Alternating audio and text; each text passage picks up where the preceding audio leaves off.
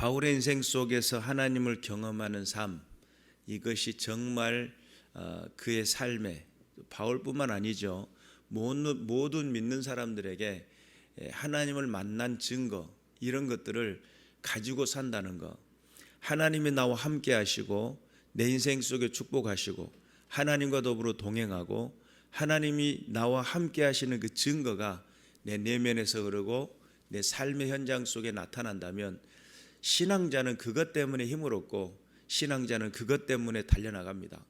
하나님과 더불어 함께 한다는 그 은혜, 그리고 하나님이 내 인생의 삶의 그 고통을 공감해 주시고 하나님께서 내 삶의 그 어려운 모든 순간순간들을 내 마음을 알아주시고 내 형편을 이해해 주시고 내게 말씀하시기를 뭐라고 그러죠? 내 사랑하는 아들아, 내 사랑하는 딸아, 너의 그 슬픔과 너의 그 고통을 내가 안다. 정말 우리들의 인생 속에서 내게 찾아오셔가지고 모든 것을 다 내어 던지시면서 나를 사랑하신다고 고백하신 하나님, 그분은 우리의 아버지가 되심을 믿으시기를 주님의 이름으로 축원합니다. 저와 여러분의 인생 속에서 우리가 세상에 많은 위로를 얻기 위해서 사람들에게 위로를 간구합니다.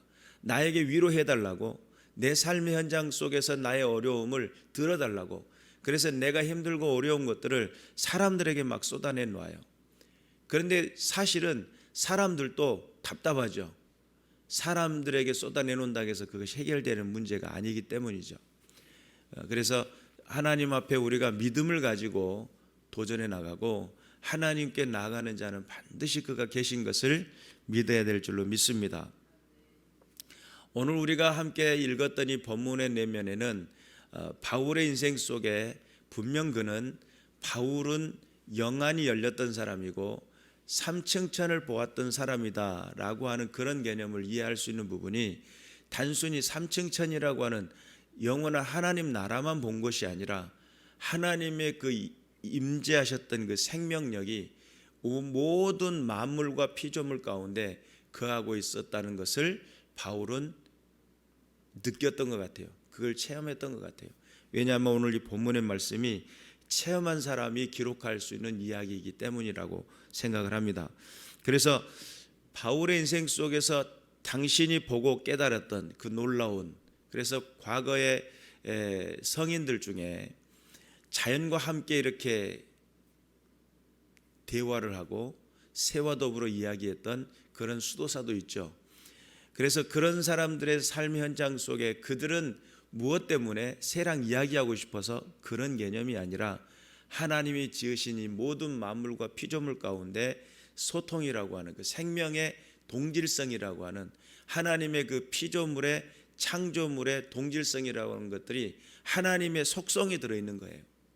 그래서 하나님의 임재와 하나님의 그 역사를 볼 수 있었던 것이 그 당시에 영안이 열리고 영적인 힘이 열리게 되면 그러한 영적인 세상들이 보여지고 단순히 사물이다, 단순히 나무다, 단순히 그냥 산이다, 이런 그냥 생각하고 지나칠 수 있는 것들이 그 가운데 하나님의 손끝에 능력이 들어있고 하나님의 그 말씀의 그 기운이 들어있으며 하나님께서 거기다 불어넣으신 생명력이 그 모든 만물 가운데 있다는 사실 믿으시길 바랍니다. 오늘 로마서 1장 18절에는 하나님의 진노가 그래요. 진노라고 하는 단어가 강한 불만의 상태입니다. 엄청난 강한 불만의 상태예요. 하나님의 진노, 그러니까 하나님의 불만이에요. 불만. 우리 쉽게 이해하기 쉽다면 하나님의 진노로 하나님의 노하시는 이런 개념인데 이걸 우리가 알아듣기 쉬운 말로 더 표현을 더 쉽게 하자면 하나님의 강력한 불만이세요. 어떤 것이 불만이실까라고 했을 때 하나님께서 지으신 목적이 있을 거 아닙니까? 하나님이 설계해 놓으신 방법이 있을 거 아니에요. 하나님께서 원하시는 길이 있을 것이고 하나님께서 원하시는 그 모든 상황 속에 이루어지기를 원하시는 뜻이 있었을 건데 그런 것과는 전혀 상관없이 하나님의 그 진리를 막는, 불이라고 하는 이 단어는 성격, 생활, 행위 이런 것들 속에 나타나는 불공평이에요. 그리고 또한 잘못된 것이고 사악한 것들입니다. 그래서 이 불이라는 것들이 결국은 하나님의 진노, 하나님의 불만을 불러일으키는 강력한 모습들이 되게 돼요. 인생의 삶을 살다가 보면 성격적인 부분에서 또한 생활적인 부분에서 행위적인 부분에서 그의 불공평함이 드러날 때가 있습니다. 사람은 팔이 안으로 굽는다고 그랬죠. 자연스럽게 안으로 굽다 보니까 어떤 사람에게는 굽어져서 안아주는 경우가 있고 어떤 사람에게는 그 안아준 밖에가 있는, 그래서 내게 소용되어지고 내가 허락되어지는 순간만큼만 살 수밖에 없는 그런 존재가 저와 여러분이에요. 내게 허락되어진 시간, 내게 허락되어진 관계, 내가 아무리 노력하고 수고한다 한들 내게 허락되어지는 그 순간만큼만 살아갈 수가 있어요. 오늘이라는 단어를 어떤 분은 선물이라고 그렇게 표현을 했잖아요. 내게 주어진 이 오늘이라는 하루를 오늘밖에 못 사는 거죠. 그런 것처럼 내게 허락된 것밖에 할 수 없는 존재지만 하나님은 그 이상의 것들을 하실 수 있는 분이시죠. 그런데 그러한 모든 내게 허락되어지는 그 상황 속에 불공평을 만드는 것들, 이게 불이라는 거예요. 불의한 행동들, 잘못된 것들을 이야기할 때 그것이 곧 모든 생활의 태도라든지 또한 성격적인 부분이라든지 또한 행위적인 이런 모든 부분들까지도 포함되고 있는 불공평을 만들어내는 것들, 또 잘못된 것들을 만들어 양상해내는 것들, 이게 불의라는 개념이에요. 하나님 앞에서 진리를 가로막는 이 불의함은 하나님의 진리가 지나갈 때에, 하나님의 그 진리라고 하는 이 단어가 알레데이아인데 이건 참되다, 진실성 뭐 이런 개념을 가지고 있어요. 정말 참되고 하나님께서 원하시는 그 뜻이 있고 정하신 계획이 있고 하나님의 방법이 있는데 그것을 불공평한 것으로 오염을 시키는 거예요. 하나님이 원하시는 삶의 모든 것들을 불공평한 것으로, 잘못된 것으로, 왜곡된 것으로 그것을 변형을 시키는 거예요. 이게 불의한 모습입니다. 그래서 이 불의로 진리를 막는 사람들의 모든 경건하지 않음과 불의에 대하여 그랬어요. 경건치 않음이라고 하는 이 단어는 불경하다 이런 뜻이에요. 불경하다. 그리고 또한 불경건함 뭐 그런 개념인데 경건하지 못하는 그런 모든 행동들을 말합니다. 그래서 불의라고 하는 이 개념 속에는 불경건함도 함께 포함이 되고 있어요. 불의라고 하는 개념은 진리를 가로막는 사람들의 모습이에요. 그것이 무엇을 가져오게 만드냐면 하나님의 진노하심, 하나님의 강력한 불만을 가져오게 만든다는 거예요. 여기서 이제 강력한 불만의 상태라고 하는 이것은 말 그대로 잠재적인 겁니다. 지금 당장 하나님의 진노가 임해버리면 이 땅에 살아남을 존재가 없죠. 그런데 이것은 진노는 앞으로 예고된 거예요. 너 한 번만 더 그러면 매 10대 뭐 이런 거하고 같은 개념이에요. 지금 그러면 매 때리는 것이 아니고 때리기 직전의 모습이에요. 하나님의 그 강력한 그 진노가, 그 불만의 상태가 형벌의 공격적인 행동의 그 분노의 그 내면의 분노가 가득 차 있는 거예요. 공격하기 일보 직전인 거죠. 그런 상태를 만들어내는데 누가요?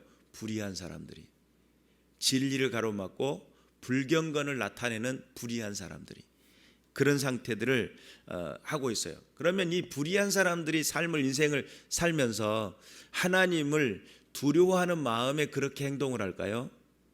절대 그렇지 않습니다. 하나님을 두려워하는 마음이 있으면 이러한 행위들을 하지 않도록 돼 있어요. 하나님 나를 지켜보고 계시고 하나님 나와 함께 하신다는 그런 믿음 있는 사람들은 무엇을 할 줄 알아야 돼요? 하나님이 나를 보고 계시니까, 내 삶의 모든 것을 일거수일투족을 다 알고 계시니까 어떻게 해요? 조심해야지, 나를 단장해야지, 내가 더 조심해서 하나님 기뻐하시는 삶의 자리에 나가야지 라고 하면서 자기 자신을 고쳐나갈 건데, 하나님을 두려워하는 마음이 없는 사람들 그 태도 속에 나타나는 불의함이라고 하는 것은 결국은 하나님을 무시하는 것들입니다. 그리고 또 하나님을 두려워하는 마음이 없다 보니까 자연스럽게 하나님이 안 계시는 거예요. 그들의 인생 속에. 하나님이 안 계시는 삶을 살다 보니까 자연스럽게 누가 세상의 대장이에요? 자기 자신이 세상의 대장이 돼요. 그리고 자기 자신이 모든 것을 주관자가 되고 결정권자가 되고 이건 모든 것을 판단하는 사람이 되어버려요. 그래서 그러한 사람들은 하나님이 없다라는 개념이 더 크고 하나님이 내게는 간섭하지 않는다는 개념이 더 크고 하나님은 하나님에 대한 두려운 마음이 없기 때문에 그런 현상들이 생겨나는 겁니다. 그런데 19절에는 무슨 이야기라고 했냐면 이는 하나님을 알만한 것들이 그들 속에 보임이라는 거예요. 아무리 약한 사람일지라도 그 속에는 뭐가 있어요? 양심이라는 게 있어요. 뭐가 있다고요? 양심이 있어요. 그래서 아무리 약한 사람일지라도 그 마음의 내면에는 양심이라는 게 작용을 해요. 어떤 사람은 양심이 콩알만한 사람이 있어요.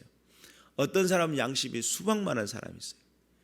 어떤 사람은 양심이 자전거 바퀴만한 사람이 있어요. 엄청 크죠?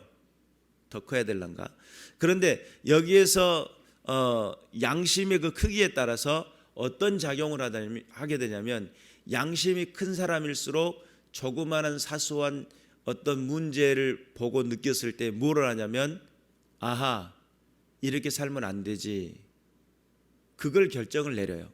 그러니까 양심이 조금 더 발전된 사람일수록 다른 사람에게 해코지하지 않고 법 없이 살 만한 그런 인생을 사는 거예요. 그러나 양심이 작아지면 작아질수록 어떻게 돼요? 내 하고 싶은 대로, 내 마음에 원하는 대로 그렇게 살아가겠죠.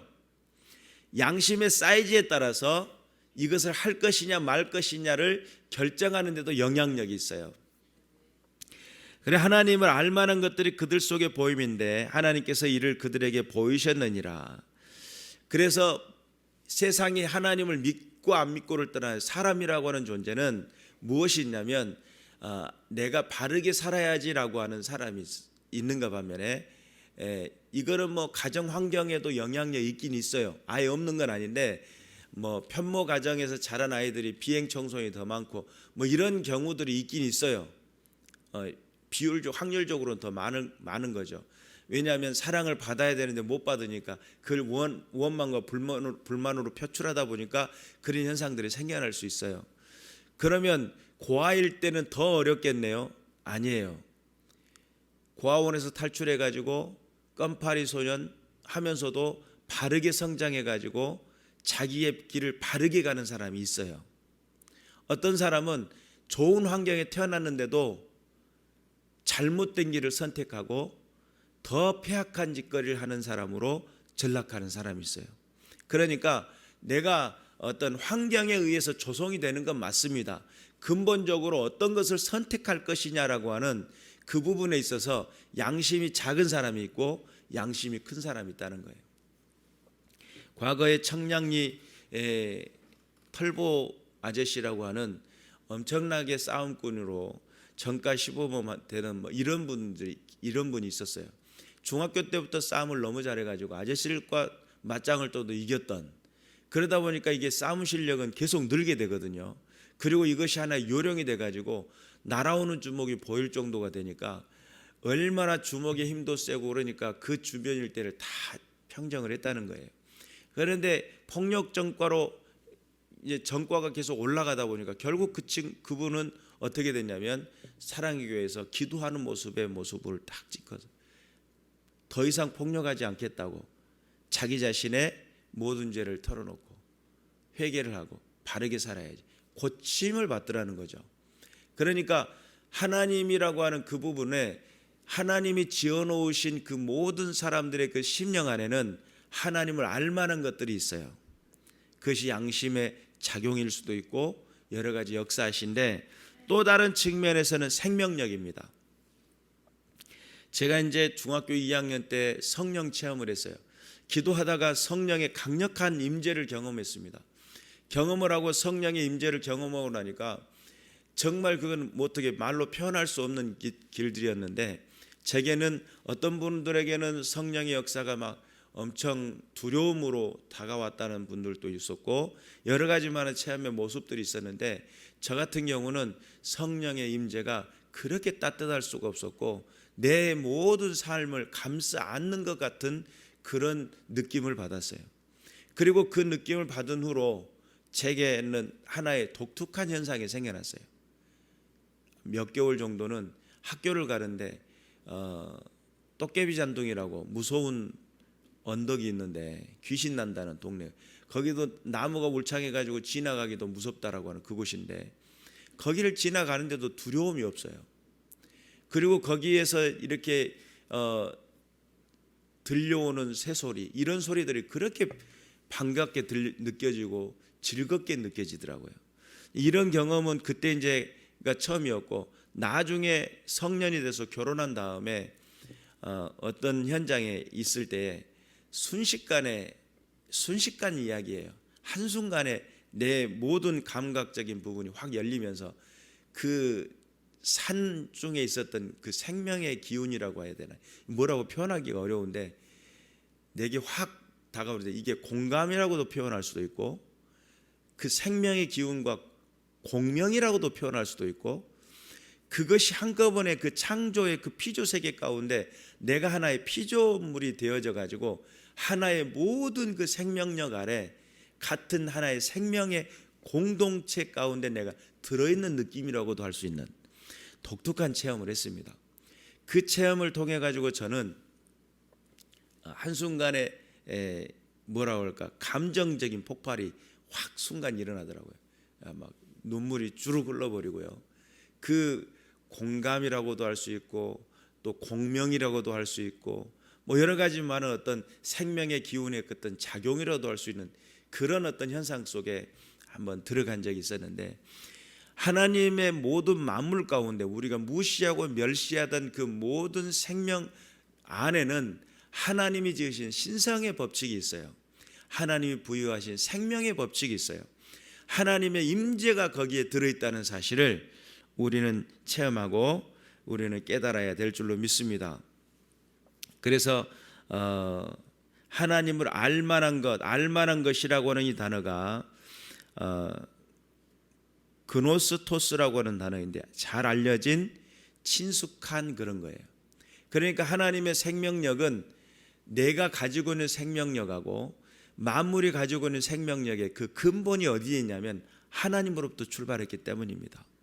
그래서 친숙한 거예요. 우리가 다만 그것에 대해서 무시하거나 그것에 대해서 너무 깊이 생각을 않고 묵상하지 않기 때문이지, 그것을 깊이 묵상하게 되면 하나님의 생명력을 통한 공감 또는 공명, 그 생명의 공명력이 일어나고 그 생명의 그 피조물 가운데 내가 함께 포함이 되어 공동체를 이루고 있다라고 하는 것을 깨닫게 되는 그런 순간들을, 아주 친숙한 순간들을 경험하게 될 줄로 믿습니다.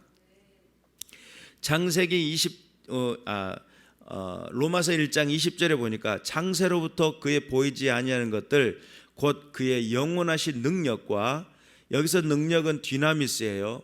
하나님의 그 초월적인 힘을 말해요. 그 능력과 신성이 그가 만드신 만물에 분명히 보여 알려졌나니 그래요. 여러분, 우리 과학 시간에 배운 진화를 통해서 물질들이 만들어지고 별들이 생성이 되고 빅뱅 이론을 통해서 별들이 생성이 되고 단세포가 다세포가 되어가지고 복합적인 세포가 돼서 뭔가를 이루었다, 오늘날의 사람이 됐다, 원숭이, 우리의 조상은 원숭이다, 막 이런 이야기들, 다윈의 진화론을 이야기하잖아요. 그런데 여러분, 우리가 깊이 생각해 볼 것은 지금 모든 만물은 여러분이 아는 것처럼 그렇게 무질서한 것이 아닙니다. 얼마나 규칙적이고 얼마나 이것이 질서가 정연한지, 하루에 지구는 한 바퀴, 1년에 365일 태양을 한 바퀴, 달은 한 달에 한 번씩 지구를 돌고요. 이것이 일정한 패턴으로 돌기 때문에 우리에게는 사계절을 만나게 되고 우리에게는 모든 질서를 알게 되는 하나님의 신성의 법칙이 있고, 여기에서 디나미스라고 하니까 무슨 없는 다리가 길어나고 이런 것만 생각하는데, 하나님의 그 초월적인 능력은 뭐냐면 모든 이 세상 가운데 질서를 부여하는 데 능력이라는 거예요. 단순한 질서가 아니에요. 생명력을, 나무는 산소를 만들어내고 이산화탄소를 흡입하게 만들고, 또한 모든 자연을 정화시키는 그런 기운과 힘과 능력을 주셨고, 사람들에게 상처가 입히면 그 상처가 회복이 되잖아요. 기적입니다. 이건 엄청난 기적입니다. 하나님 지금도 살아계시고 지금도 역사하신다는 사실을 믿으시길 바라고, 그 영원하신 능력, 디나미스의 그 강력한 초월적인 능력과 신성이라고 하는 이 단어가 말 그대로 신격이라고 하는 뜻이에요. 다이오테스라고 하는 단어인데, 신격, 신성, 하나님의 신성, 하나님의 강력한, 하나님의 가지고 있는 그 형상이 가지고 있는 능력, 하나님의 그 기운이 어디에 있냐면 모든 피조물 가운데 있어요. 믿으시기를 바랍니다. 사람이라고 하는 존재도 사실은 이 분석을 해놓고 보면 물 몇 퍼센트, 뭐 인, 황, 뭐 이런 것들이, 철분, 뭐 이런 것들이 구성이 돼 있는 거예요, 우리 몸이. 근데 어떻게 우리가 생각을 해내고, 어떤 것들은 창조하기도 하고, 어떤 것들은 만들 수도 있고, 우리가 구상한 것을 추진하기도 하고, 내가 의도하는 것을 말로 할 수도 있고, 어떻게 이런 작용을 하냔 말이에요. 사실 우리를 분리해놓고 보면 물 빼고, 뭐 철 빼고, 칼슘 빼고, 인 빼고, 뭐 이런 식으로 분류하다 보면 우리는 무기질과 유기질로 만들어진 그런 존재들인데, 어떻게 생각을 하며 어떻게 움직이냐는 거죠. 이게 하나님의 신성입니다. 하나님의 신성이 깃들어 있기 때문입니다. 그래서 모든 만드신 만물에 분명히 보여져 알려지게 됐다. 이 모든 만물에는 하나님의 거룩한 임재가 있다는 사실을 깨달아야 될 줄로 믿습니다. 그래서 모든 자연 만물 안에는 하나님이 우리에게 정복하고 다스리라 했기 때문에 나무도 벨 수도 있고, 또한 여러 가지 많은 동식물을 잡아먹기도 하고 이럴 수 있는 것이지만, 사실은 이 모든 만물 안에 하나님의 기운으로 만들어진 것들이에요. 내가 먹고 있는 콩나물도 하나님의 그 생명의 기운으로 만들어 있는 콩나물이라고 생각했을 때 하나님의 기운을 내가 한 입 먹는 거예요. 내가 밥을 먹는 그 밥 한 숟가락, 그 한 숟가락이 그냥 쌀이다 이런 느낌으로, 내 양식이다 이런 개념으로만 생각할 것이 아니라, 하나님의 그 기운이 그것이 쌀이 되게 하셨고, 하나님의 생명의 그 능력이 내게 양분이 되게 만들었다는 거예요. 그래서 너무 과다 섭취를 하면 성인병이 걸리잖아요. 적당한 양을 먹고 적당히 활동하고 내가 건강해질 수 있는 것, 이거 하나님의 신성이에요. 그래서 우리가 살아있는 그 자체가 핑계하지 못할 증거이고, 내 안에서의 모든 질서를 만드는, 눈이 앞에 두 개 달려있지 뒤통수에 달려있으면 이상한 사람이잖아요. 손이 정상으로 이렇게 달려야 되는데 손가락이 하나만 더 있어도 이상하잖아요. 내게 장기가 하나가 더 있다고 한다면 그거 이상하다고 느끼는 거예요. 보통 사람들은 가지고 있어야 될 장기에 두 개가 더 있네요. 그러면 그 이상한 거예요. 그러니까 모든 질서를 정하고 내게 생명의 기운을 허락하시며 하나님의 뜻대로 나를 인도하시는 그 은혜를 생각해 볼 때 내 삶에 핑계하지 못할 증거가 있다는 거예요. 너는 어떻게 살고 있니? 너는 무슨 생각을 할 수 있으며 네가 할 수 있는 그 능력은 어디서 왔니? 라는 그런 질문을 하게 된다면, 내가 그냥 자연스럽게 너 부모님이 날 낳아주시던데요? 라고 이야기하겠어요? 그럼 너네 부모님 누가 낳았는데? 라고 따지고 들어가다 보니까 결국은 누가복음에서 이야기한 예수님의 족보처럼 마리아로부터 시작해가지고 어디까지 올라가요? 결국은 하나님께까지 올라가잖아요. 누가도 똑같은 생각을 했던 것 같아요. 예수는 누구? 마리아로부터. 마리아는 누구로부터? 그러면서 쭉 올라간 것이 결국 어디까지 올라가요? 하나님까지 올라가요. 결국 예수 그리스도의 이 땅에 오심, 그 개념마저도 하나님으로부터 출발했다는 출발선의 시작점이 하나님이라는 개념으로 우리에게 이야기해 주는 누가의 논리입니다. 우리가 생각을 해보면 우리가 핑계하지 못할, 이 단어 속에는 방어하지 못할 이런 뜻도 들어있어요. 방어하기 어려운, 이유 없이 변명할 수 없는 뭐 이런 뜻이 들어있어요. 그래 핑계치 못한다라고 할 때 내가 뭔가 대꾸를 해야 되는데 말중지가 딱 걷어가지고 말을 못하는 거예요. 눈동자 동공지진 막 일어나면서 내 안에서 뭐라고 대꾸를 하고 딱 받아쳐야 되겠는데 받아칠 만한 말거리가 생각나지 않는 거예요. 왜냐하면 그의 생명의 기운이 어디서부터 왔느냐, 내 재능의 기운, 은사라고 하는 것 자체가 재능이 달란트라는 개념 속에 재능이라는 개념을 함께 가지고 있는데 그 재능이 어디서부터 왔느냐, 내 손재주가 어디서, 그러니까 그 손재주가 어디서부터 왔느냐는 거예요. 하나님이라는 개념으로 이해하게 된다면 핑계하지 못할 줄로 믿습니다. 결국은 우리가 살아있는 것도 하나님이요, 또한 우리의 인생 속의 모든 삶의 주관자도 하나님이요, 하나님을 두려워하는 마음이 없이 내 고집대로, 내 감정대로, 여러분 감정 사용 잘못한 사람들은요 반드시 벌 받습니다. 이 감정을 잘 다스리는 것이 혈기로서는 하나님의 의를 이룰 수 없기 때문입니다. 다른 말로 바꿔서 말하면 내가 혈기를 부르면 하나님의 교회를 망칠 수 있고요, 내가 혈기를 부리다 보면 하나님의 뜻을 망칠 수 있어요. 내 고집을 꺾지 않는다고 한다면 하나님의 뜻을 거스릴 수가 있어요. 이런 개념을 모르게 된다면 내 자신을 주장하려다 보면 반드시 어떤 문제에 부딪히게 되냐면 하나님의 뜻과 부딪히게 되는 현상을 맞이하게 돼요. 그럴 때는 어떻게 해야 돼요? 내가 겸손히 나 자신을 꺾고 하나님 말씀에 순종하고 이렇게 돼야 되는데 어리석은 사람들은 그게 안 됩니다. 그리고는 쥐어 터지는 거예요. 터지고 난 다음에 남복 나가지고 뭐라고 그러죠? 아파요. 맞기 전에 잘했어야 되는데, 얻어 터지기 전에 잘했어야 되는데 그게 안 된 거죠.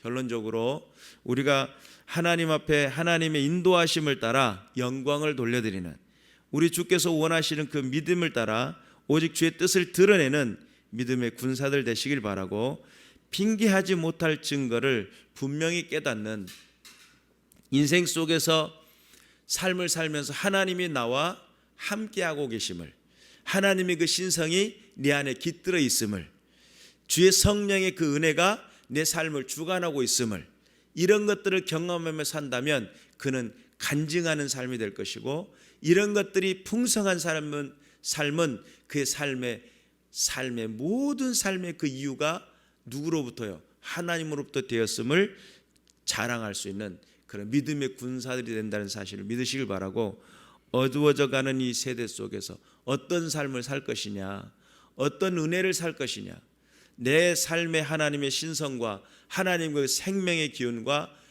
또한 공명하거나 또한 내 안에서 공감이 되는, 내 안에서 그 은혜가 능력이 되는 삶의 자리에 부름받아서 핑계치 못할 그 증거가 있는 삶을 사시기를, 마지막 이 시대 속에서 하나님이 원하시는 그 믿음의 자리에서 오직 내 안에 반문하거나 또한 거절할 수 없는, 반박할 수 없는 그 놀라운 그 은혜 앞에 서 있고 깨달아지는 믿음의 군사들 되셔서 여러분 인생 속에서 하나님만이 높여드리시고 하나님만 자랑되어지는 믿음의 군사들 되시기를 주님의 이름으로 축원합니다. 기도하겠습니다.